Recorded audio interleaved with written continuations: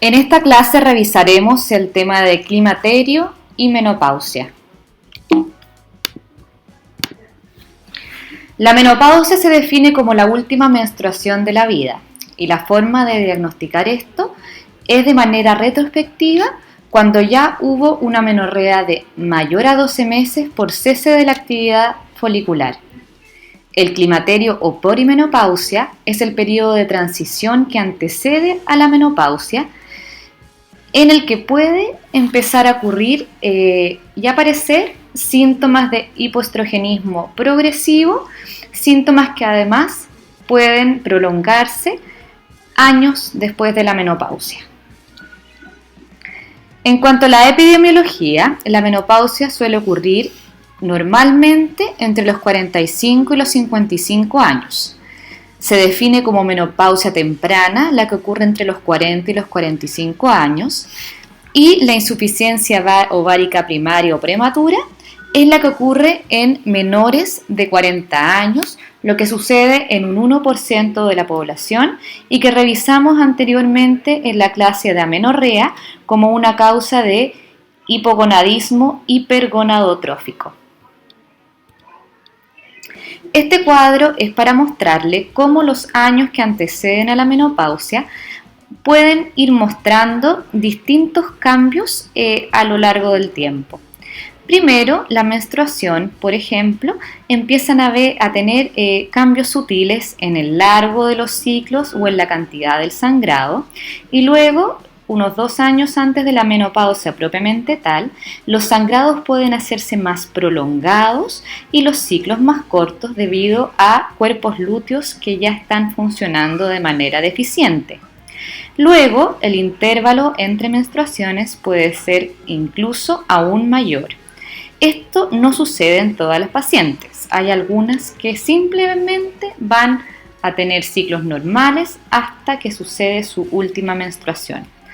En cuanto a los niveles hormonales, la FSH va aumentando de manera variable hasta llegar a un nivel estable elevado. La hormona antimülleriana y la inhibina, en cambio, van bajando y es por este motivo, por la baja del estradiol y por la baja de la inhibina, que el FSH aumenta. Recuerden que el estradiol y la inhibina, cuando están en niveles bajos, hacen un feedback positivo sobre la FSH a nivel hipoficial.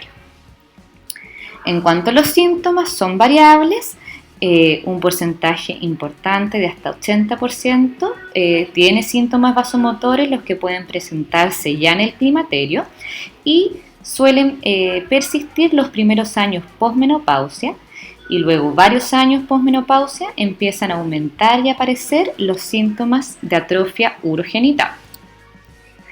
El diagnóstico de climaterio se hace cuando pacientes mayores de 45 años presentan síntomas vasomotores o alteraciones de flujo rojo, ya sea sangrados uterinos frecuentes, lo que antes se llamaba polimenorrea, o infrecuentes, lo que antes se llamaba oligomenorrea, o amenorrea, como ya conversamos en una clase anterior.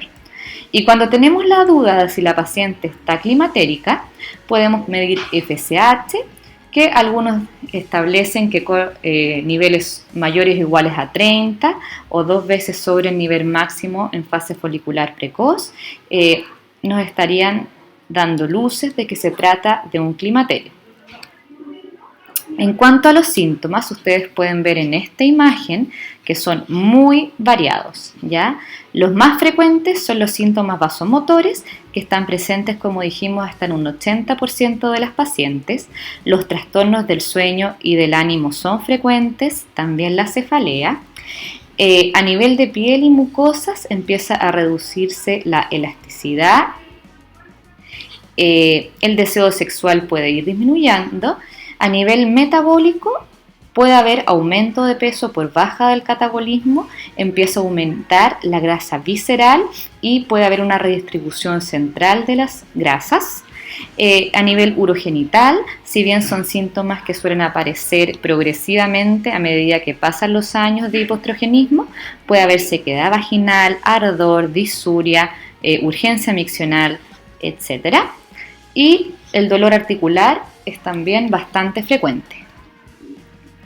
Este cuadro es para mostrarles lo que les comentaba de que los síntomas vasomotores suelen presentarse los primeros años posmenopausia, pero aunque son pocas, existen pacientes cuyos síntomas posmenopáusicos vasomotores pueden prolongarse bastantes años. Esto es relevante al momento de pensar en la suspensión del tratamiento.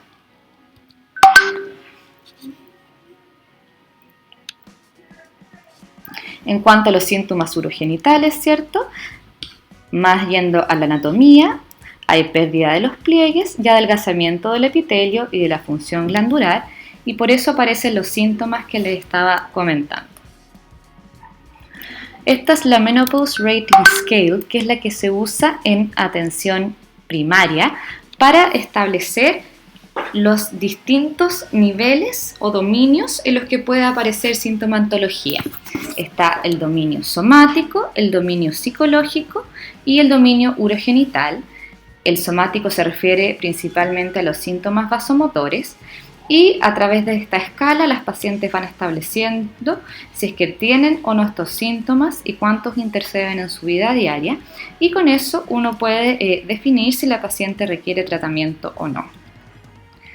Otras consecuencias del hipoestrogenismo son la enfermedad cardiovascular, las alteraciones de memoria y el estado cognitivo, y la osteopenia y osteoporosis. En cuanto al control ginecológico en el climaterio, es importante que cualquier mujer en esta etapa de su vida, en su control habitual, debe ser sometida a una historia clínica completa en que se evalúen factores de riesgo cardiovascular, de riesgo de osteoporosis y riesgo de cáncer ginecológico. Hay que preguntar dirigidamente por su calidad de vida, recordando que las alteraciones del sueño y de la libido son frecuentes. Siempre hay que preguntar por los hábitos, no solo pensando en la salud general, sino también porque en este periodo recordemos que aumentan el riesgo cardiovascular, y desde el punto de vista del consumo lácteo es recomendable que estas pacientes consuman al menos 3 lácteos al día, porque si no requerirán un aporte farmacológico de al menos de 1 gramo de calcio al día. El examen físico debe incluir el índice de masa corporal, la presión arterial, el examen mamario y el examen ginecológico que corresponda. Y el laboratorio de tamizaje recomendado en Chile es glicemia o algún otro tipo de examen que nos ayude a evaluar si la paciente tiene diabetes o alguna otra alteración en el metabolismo de los hidratos de carbono.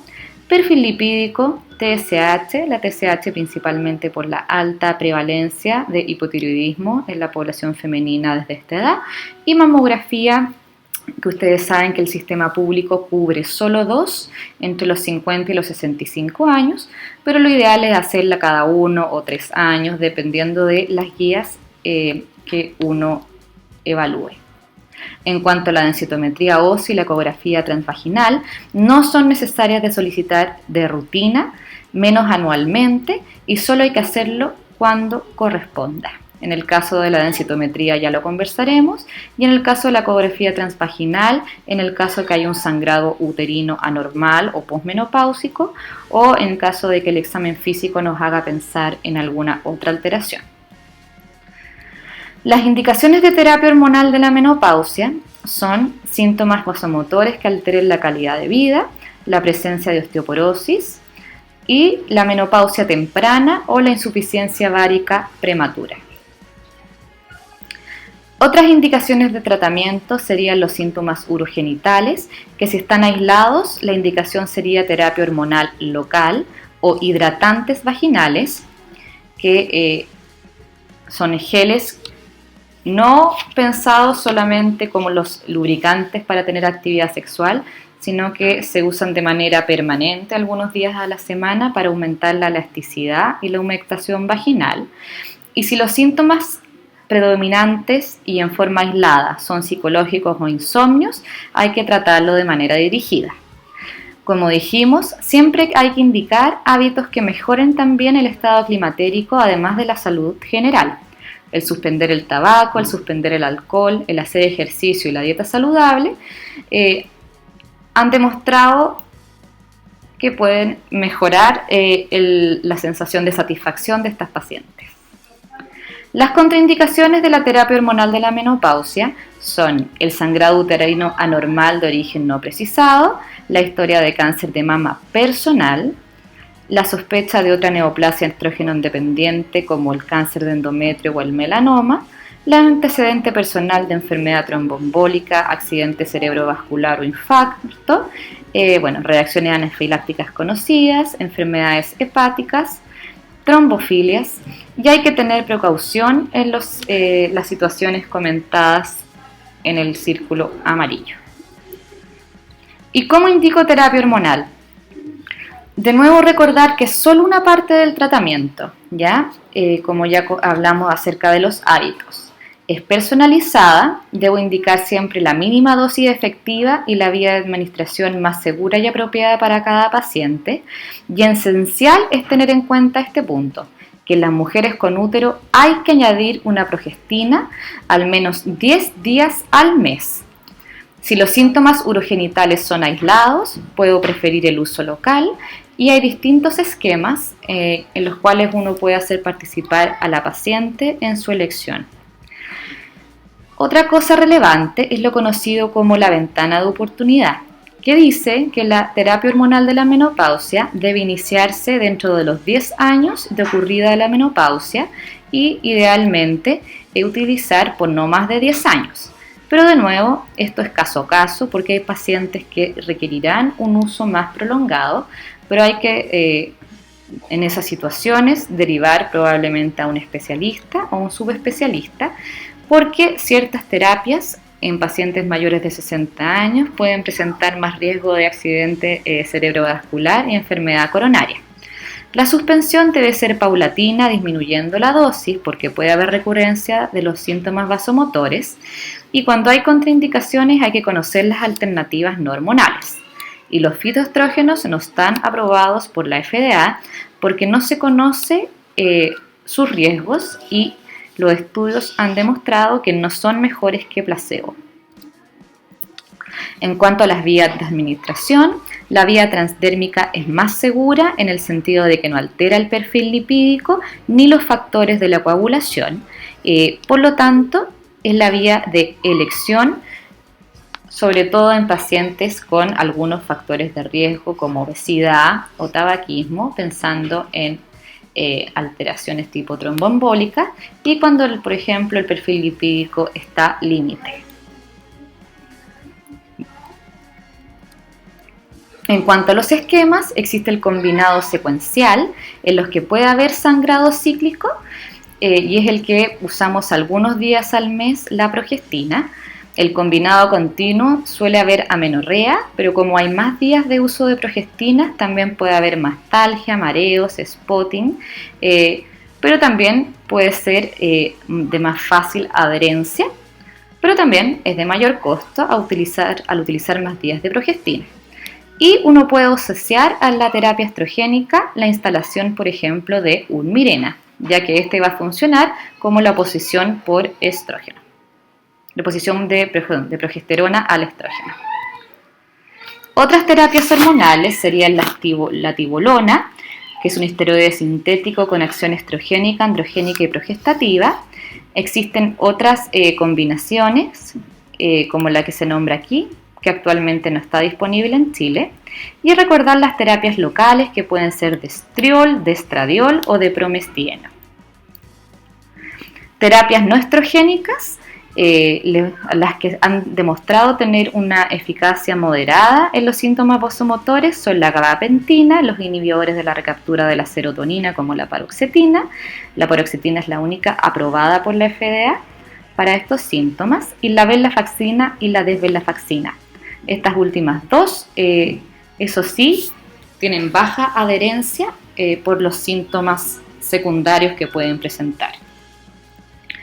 En cuanto a las indicaciones de densitometría ósea, ¿cuáles son? Se le debe realizar una a mujeres mayores de 65 años o a posmenopáusicas que tengan 2 o más factores de riesgo. También en pacientes que tengan fracturas osteoporóticas, las cuales ya tendrán un diagnóstico de osteoporosis, pero para evaluar cómo está su densidad mineral ósea, también cuando haya anomalías vertebrales en la radiografía, y luego se va repitiendo cada cierta cantidad de años según si se está evaluando tratamiento de osteoporosis o solo seguimiento. Se recomienda entre cada 3 a cada 5 años. Esos son los cortes normales del T-score.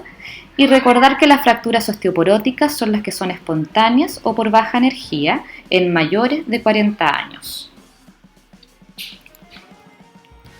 En cuanto al tratamiento de osteoporosis, recordar el aporte adecuado de calcio y vitamina D, la actividad física, suspender tabaco y el alcohol y prevenir las caídas. Y siempre hay que descartar causas secundarias. Recordar que la terapia hormonal de la menopausia se considera un tratamiento de la osteoporosis y por lo tanto su uso puede indicarse según la edad de la paciente versus antirresortivos. Pero esto es de carácter del especialista o subespecialista. Eso es lo que quería comentarles. Muchas gracias. Las preguntas las dejamos para cuando conversemos los casos clínicos.